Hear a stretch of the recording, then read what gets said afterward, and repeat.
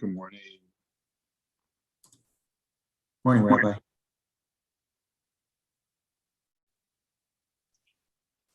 Morning. Morning.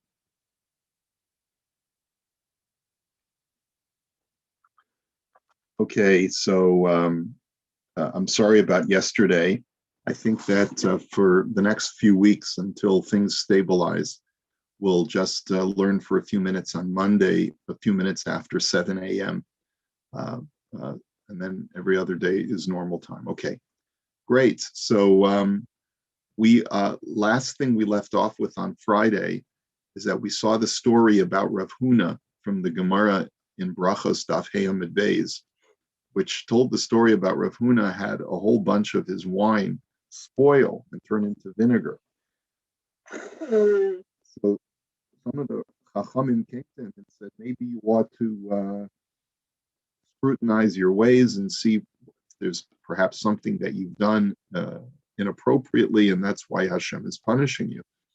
And so they, so he said, listen, if any of you know that I've done something wrong, tell me. So someone said to him, it's come to our attention, at least someone is complaining that you're withholding the vine branches that normally a sharecropper is entitled to. You've been withholding them from your sharecropper. And Rav Huna said, he steals me blind. So I'm just holding back, a little bit. He's stealing much more from me.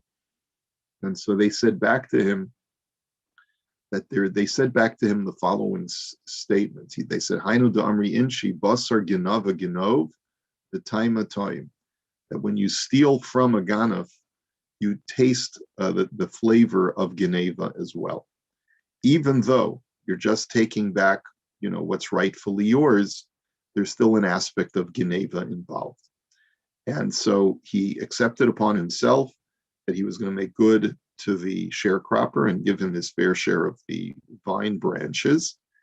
And the Gemara says that, he was made whole afterwards, either because the vinegar went back to the price of wine or because the vinegar miraculously turned back into wine.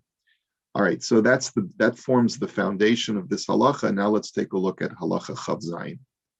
The imno de leba'al habayis shehe'aris gonev peros mehapardes. That if the landowner discovers that his sharecropper is stealing, and this could be, we could translate this into modern situations of you have an employee who is stealing from you. Okay, Eino Rashai lenakot lo mechelko kishabalachlok ela al pi beistin. So then, even though there's a time now, it's time to divvy up, and you already know. Let's say in the example that we gave, that normally the yield would be 150 bushels, but he skimmed already 30 bushels off the top. So he wants to get his third. So he says to you, okay, so I get 40 and you get 80. And you say to him, what are you talking about? There were 150 bushels and you already got your 30 out of 50. So you're only entitled to 20 and I'm taking the other 100. So you're not allowed to do that unless you take him first to Beis Din. Avolo ya'aseh din la'atzmo ligzol et he'aris keneged ma shegonav mimenu. But what you're not allowed to steal from the sharecropper to make yourself whole, even though you're not taking more than what he stole from you. Because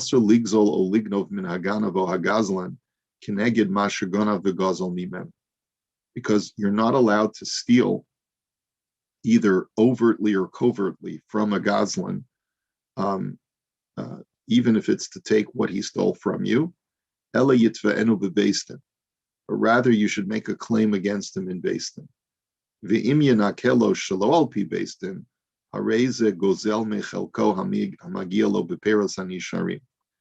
He says, and if you don't take him to Beis Din, but instead you just deduct it and you give him the 20 bushels instead of giving him what he claims he's still owed, which is 40, you are stealing his portion, because right now his claim is that he's entitled to a full third of the 120 bushels, and you're stealing from him.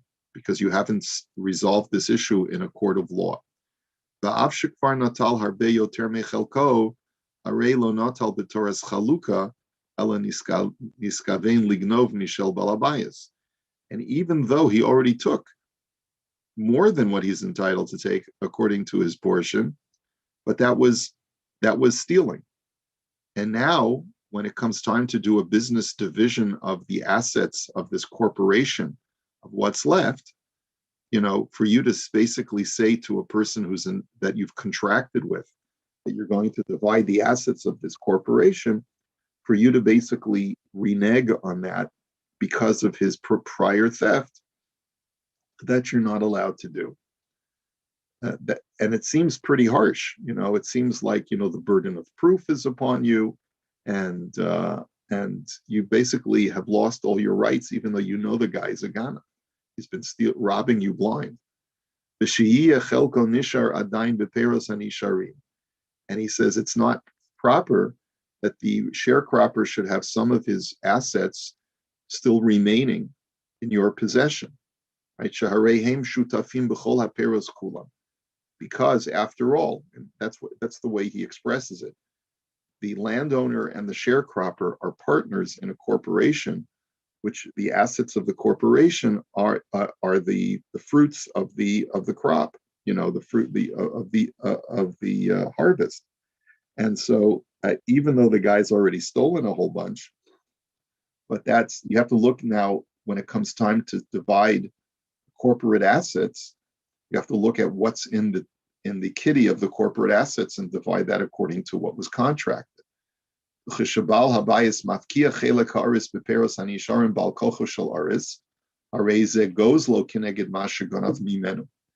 when the balabayas withholds the full 1/3 of what the sharecropper is entitled to contractually from the remaining assets of the corporation, he's actually stealing from the sharecropper what the sharecropper had originally stolen from him. So essentially, two wrongs do not make a right. The afsha hadin hukach, and even though that this is the din, eno rashai lasos din la'atzmo, ela alpi beistin. So basically, he says, even though by all rights, you should be allowed to take back what the guy took from you. You're only allowed to do this inside a Beis Din. Im yizka bedin sheyuchal levarer sheganav mimenu, and the Beis Din will be able to verify if you can demonstrate that the guy stole from you.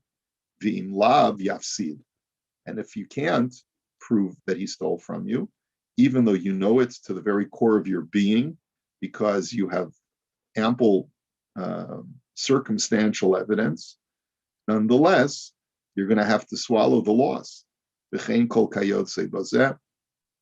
the same is true in all other similar kinds of scenarios.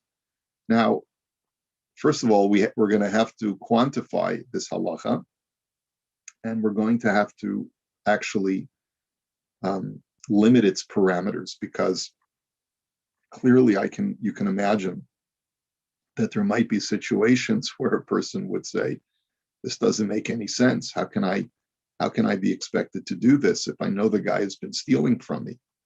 I mean, we even had this situation, a similar situation. Well, I'm not going to get into it, but anyway, these situations happen in real life. That's all I'm going to say. So how do you deal with such a situation? So does this mean that you have to write a check to the guy? If you know he's been stealing from you, you still have to pay him his full wages? How are you supposed to do that? So here's the thing, is that as we'll see from the Imrei Yaakov, that it's not so simple that I have to actually give him the money if I already know that he's stolen money from me. The only thing that I'm not allowed to do is basically say to him, get lost, I'm done with you, and then withhold his payment, right? That I'm not allowed to do. However, If it's before we divide the assets, here, let's take a look at the Imrei Yaakov. V'imnoda lebal habayis, perish.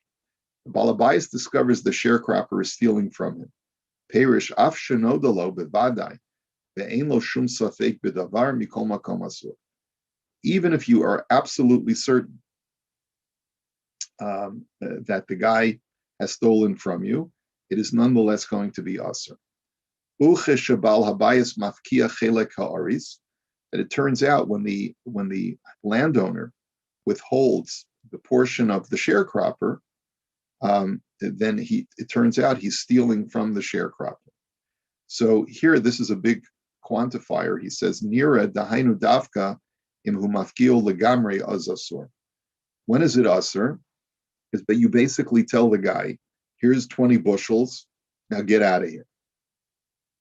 I'm done with you, right? Because you've already stolen 30.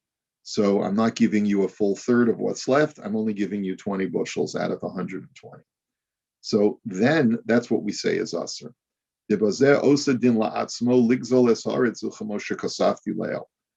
then you're basically taking the law into your own hands, and you're essentially violating the terms of a contract that you had made with the sharecropper to give him a third of the assets of whatever is in this corporate entity.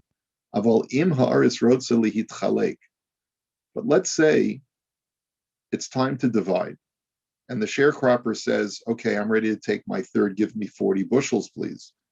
The Bal habayis is Rashaya Bal habayis la'akev ha'chaluka ad sheyivarer hadavar bebeis din. The Bal habayis can say, "No, I'm not dividing.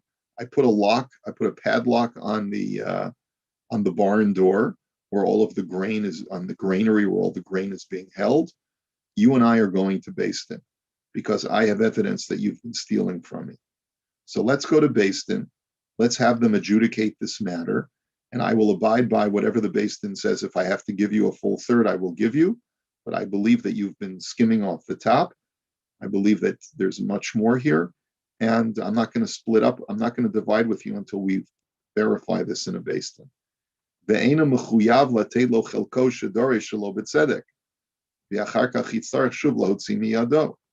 Right? What you're not obligated to do is divide the assets when you know the guy has already stolen from you, and then you'll have to take him to court and try to extract from him what you've given him. The ha'aris as muchzak, and the aris will now have the advantage of being in possession of the goods. So that you're not obligated to do. So the only thing you're not allowed to do, according to what the Imrei Yaakov is saying, is to say I'm only giving tools and get lost. Okay, we're done. But what you are allowed to do is to say to him, we're not dividing. Let's go to the Rav, or let's go to the beis din. Let's have them paskin this issue, because I believe I accuse you of stealing. So, and finally, he says, "Eino r'shai las din la'atzma."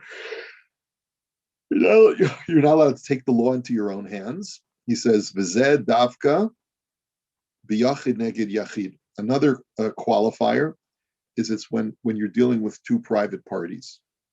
Okay, avol yachid neged rabim v'hu mibnei ha'ir. But let's say you have an individual who is contracted, let's say, with the city or some other group entity, which he says is Bibnei Ha'ir, the people of the city. So Avdi Dina L'Nafshayhum Yodim Shadini Mahim. So the city council can take the law into its own hands if they know that the guy has been stealing. Even though they cannot prove that the guy's been stealing in beis din. And the reason is because if an entire city council knows that is the other side of this argument, no one will be able to testify. And because they won't be able to adequately testify in beis din, they can justify the fact that if we went to beis din would throw out our case. And as a result, they're allowed to to do justice on their own because they know they won't get justice in a Beis Din. Now, this is also a very big qualifier. I don't know that we can necessarily extrapolate that if it's just any corporate entity that's comprised of multiple shareholders. I don't think that we could say that. It's specifically and he's quoting from the Ramah in the Shulchan Aruch, where the Ramah says that if it's a situation where a guy is an employee of the city, so then because they're government officials and they represent the government, they would be allowed to withhold from him, even without first taking him to court and going through that process, since they wouldn't be able to prevail, knowing that everyone in the city council is a party of interest, and they won't be able to testify against him. Now, could that apply to other circumstances as well? Perhaps, but I would be very, very wary of extrapolating this halacha to other situations where it's going to be difficult to get testimony, since there are so many parties on the other side who know that this guy has stolen from them. But it's definitely an interesting shaila that we would have to research if a person was found out to be stealing from, let's say, a large corporation. Let's say a guy works for, I don't know, if it works for Google or something, and it's discovered that he's been stealing. Would Google be able to basically withhold his salary at the end of the year based on the fact that they would not be able to prevail in a court of law? I don't think so. I think that in today's world, they would be able to prevail in a court of law if there was a trace that was placed on the, if they could provide evidence, then it should be perfectly okay for them to sue him, and therefore they wouldn't be allowed to do that according to halacha. Okay, I don't know what the secular law is on this, by the way. I don't know if secular law takes the same position as far as being allowed to steal from a ganav. But even if secular law does permit you to steal from a ganav, it still doesn't make it permissible for you to steal. If this is actually geneva, by stealing from someone what you've contractually obligated to them, even though you know they've stolen from you, that still would not give you the right to do it. Okay. So, Rabbi, in modern day, would this be referred to as garnishing wages? It might be, right? Might be considered garnishing wages. And normally you garnish wages based on a court order. Right. Right. So it's consistent with what we said, that I don't think you can just do it yourself. Right. Rabbi, also, I wanted to just throw in, going back to that case I brought up last week about a sales manager who we have right now under investigation, and for gifting and possible other infractions. So in his case, he has now taken orders that are going to go forward, and we may just have to let him go and cut him off and let him go for possible cause. But he, in the meantime, he's taken all these orders going forward that he's worked for. So am I allowed to garnish those orders in, because they're going to say you just cut them off at that point and stop all salary, all money given? Right. So that seems to be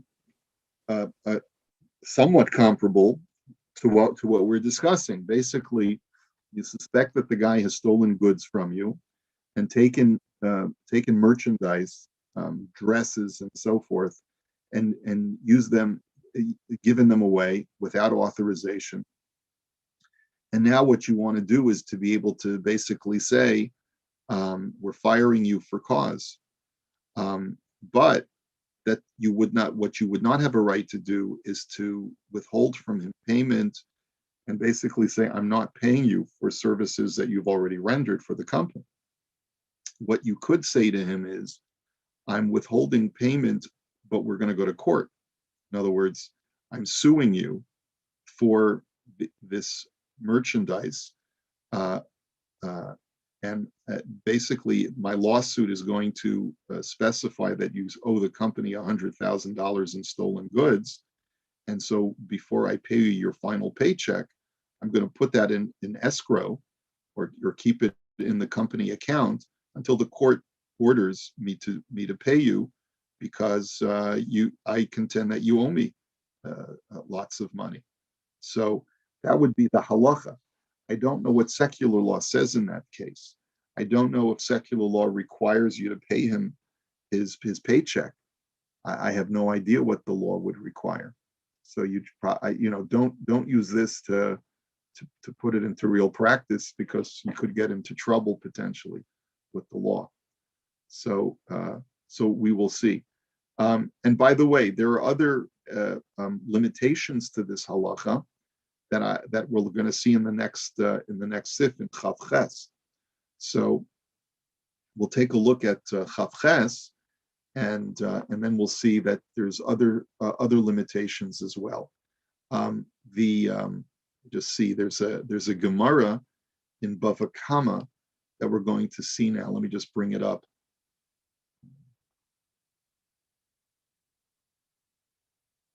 Hold on. Sorry.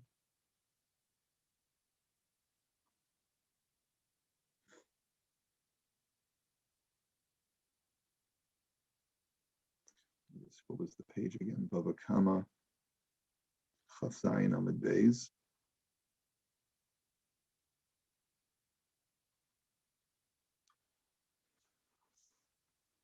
Let's see here.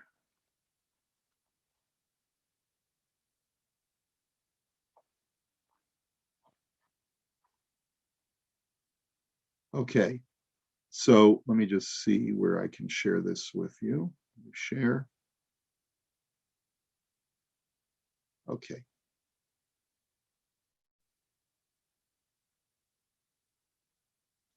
So what we're looking at is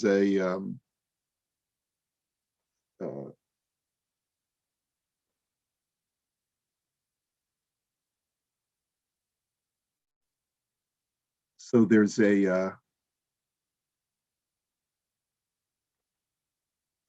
story that goes like this. Hahu gargusa devetre. Let me just bring up the Rashi so we'll get to see all of these terms.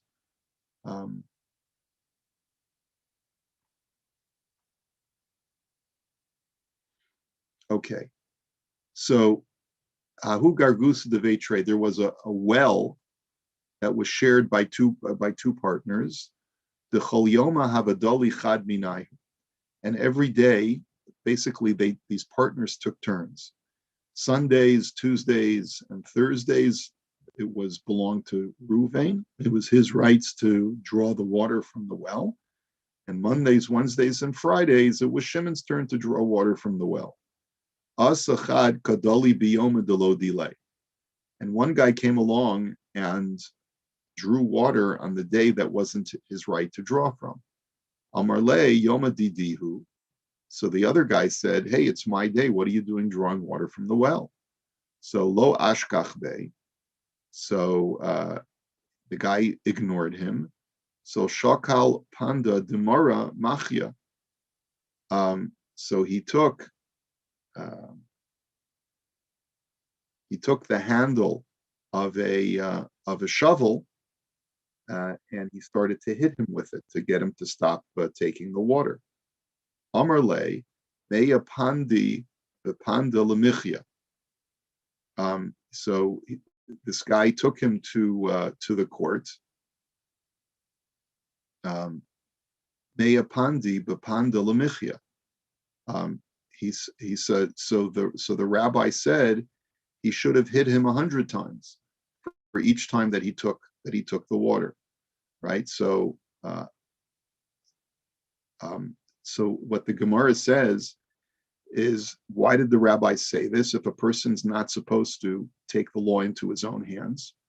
So the Gemara answers, afilu l'man da'omer lo avid inish dinan l'nafshe, even though a person should not take the law into his own hands, nevertheless, the makom pseida avid inish dinan l'nafshe. But if he's standing to lose money at this very moment, he is allowed to take the law into his own hands. In other words, if you see a guy trying to steal from you, he's actively now taking your item, you're allowed to stop him. You're allowed to stop him and prevent him from taking your stuff. the Itmar Rav Yehuda Omar lo avid inish dina lenafshe, and Rav Nachman Omar avid inish dina lenafshe. As it was stated, there's a machlokes that Rav Yehuda says a person is not allowed to take the law into his own hands, and Rav Nachman says a person is allowed to take the law into his own hands. And like Rashi explains, but a person is not allowed to take the law into his own hands. That even if he is exercising proper justice, he's not allowed to do it on his own, but he rather has to go to a judge in order to get the court to handle it for him. But when there's an act of loss, he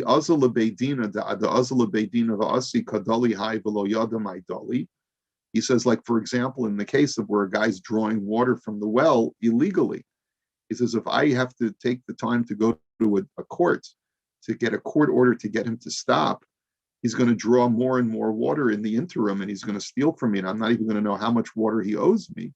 So then, instead of going to a court to get a court order, I'm allowed to forcibly prevent him from drawing water. Oshema yikalu hamayim min habor, or maybe he'll end up in the interim sapping the well dry and drawing out all the water. So in those kinds of situations, whereby going through the process of going to court, I'm going to end up with nothing because I'm going to be sapped dry. So then I am allowed to take the law into my own hands. And like the Gemara continues,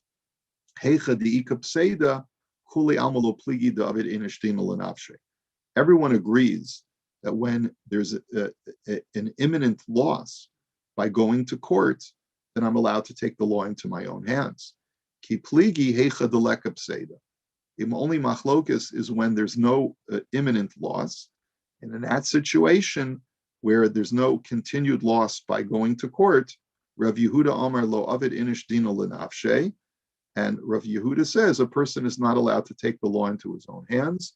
The kaven deleka pseida lezel kamei dayana, because since there's no continuing loss by waiting a little bit in the by going to court, it's better always for a person to go to court and adjudicate his claims in a court of law instead of taking the law into his own hands. And Rav Nachman Omar, Avid inish dina lenafshe, and Rav Nachman says that a person is allowed to take the law into his own hands, the kaven de bedin Avid lo tarach, because since he is within the parameters of what is just, he's not obligated to burden himself by going through this process of going to court. So Masiv Rav Kahana ben Bagbag Omer. So Rav Kahana challenges this, and he said, quoting the great sage, the great early Tana ben Bagbag, who said, "Al tikanes lechatzer chavercha litol eshilcha shelo birshus." But he said, ben Bagbag, that you're not allowed to enter into your friend's courtyard to take what is rightfully yours without permission. In other words, your friend stole your lawnmower, and you see it sitting there in his backyard. Okay, so you're not allowed to trespass on his property to retrieve your lawnmower. Why? Shema teira'e elav keganav, because you might appear like a ganav, and he would be within his legal rights to attack you. Like Rashi explains, Al tikanes l'chatzir chavercha b'genevu v'seiser shelo teira'e elav keganav. It says, don't enter into your friend's property with stealth, even if it's to retrieve stolen property that he stole from you, because you might appear to him like a ganav and he'll come and attack you. He might even kill you, right? So rather, like you can't break into his house to take back what is yours, because that could result in death.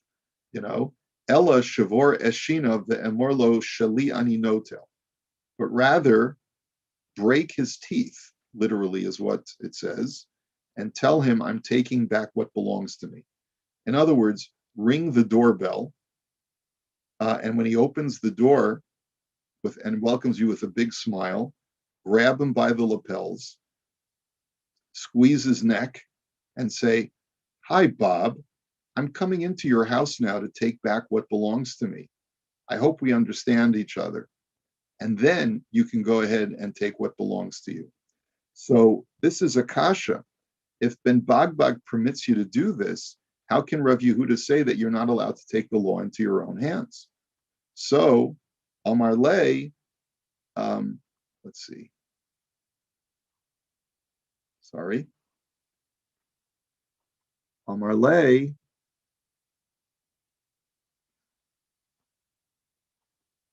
Imach.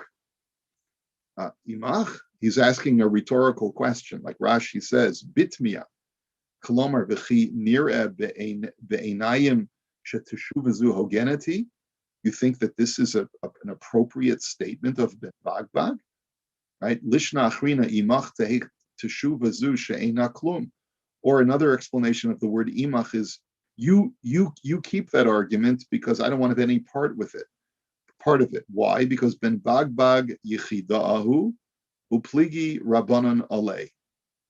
And because Ben Bagbag is an individual opinion, and the rabbis disagree with him, and they don't give you a right to forcibly, strangle the guy and tell him you're taking your object back. But Rabbi Yanai Omar, my shvor et shinav bedin. And Rabbi Yanai gives a different answer. No, when Ben Bagbag said break his teeth, he didn't mean to actually exercise physical violence, but break his teeth by taking him to court. It's a metaphor. Ihachi ve'emorlo va'omrim lo mi boile shaliani notel. Shalohu notel mi boile. Kasha. So the problem is that the whole language is off if Ben Bagbag is speaking metaphorically about taking him to court. Because if Ben Bagbag meant take him to court, then it should not have been say to him, Shaliani notel, I'm taking my own, but that rather they, the judges, should say to him, he is taking his own. So the conjugation of the verbiage is off. And so the Gemara says, you're right, that's a problem. But the bottom line is that you have two opinions in the Gemara. You have one opinion that states that you always have to go to court, even when you see that your object is on the mantelpiece of that guy's house, like he's stolen a painting of yours, right? And the other opinion is of Ben Bagbag, go right ahead. Just make sure he doesn't think that you're an intruder in his home. Make sure he recognizes who you are.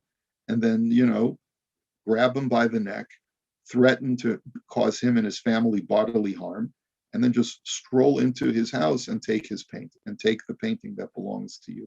And you're done with it. So we're going to have to analyze how this aligns with what we've just learned basically up until now, that you're not allowed to take the law into your own hands. And that's what we'll see in Mirz Hashem tomorrow. Okay. I hope everyone's getting excited about the prospect of grabbing someone who's stolen something from you and getting our aggressions out on that guy. Okay. You could bring some friends with you as well. Bring some friends, bring some weapons, and let's have at it.